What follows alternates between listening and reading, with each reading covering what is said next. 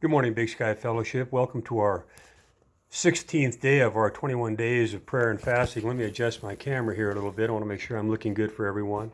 I really hope that you've been partaking of these times together, that you've been listening to what's being shared on a daily basis, and then taking the time to read through the rich teachings that the Apostle John left us through the inspiration of the Holy Spirit. We find ourselves in John chapter 16 this morning, but really we are in the middle of a discourse that Jesus started back in chapter 13.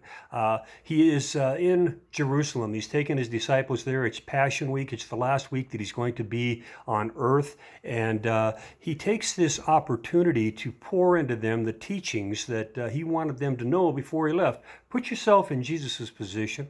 If you had 1 week left to teach a group of people that were going to carry on your work for you, you would be telling them the most important things. You would be telling them the things that you want them to understand clearly so that they can do what you've called them to do. And so he starts in chapter 13 and he teaches them about forgiveness. He speaks of his own betrayal.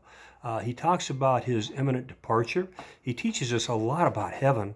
The Holy Spirit is a large part of this conversation. He tells us to be fruitful by abiding in him, and then he tells us what we can actually expect from this world. And then we get into chapter 16, and he teaches us 5 more vital things before he enters into chapter 17, where he does his intercessory prayer. He tells his disciples and us that he's going back to the Father. He's clear that he's not going to leave us alone, that he's going to give us a helper who is the Holy Spirit.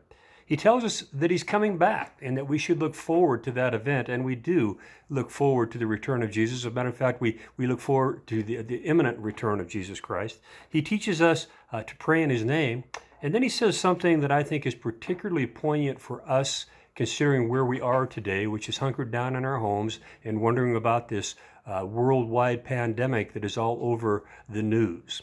He says this in verse 33, "These things I have spoken to you, so that in me you may have peace. In the world you have tribulation, but take courage, I have overcome the world."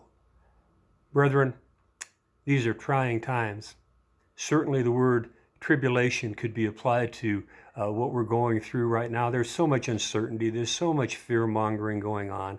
But in Jesus Christ, we have peace because we recognize that our hope doesn't come from the government. It doesn't come from our jobs. It doesn't come from our bank accounts. It doesn't even come from our hospitals and our healthcare providers, although we appreciate them so much. Our peace comes from Jesus Christ. And we can rest in him. We know that he loves us. We know that he has our best interest at heart.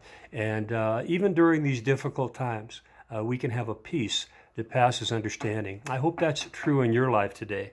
Brethren, please keep praying for your one.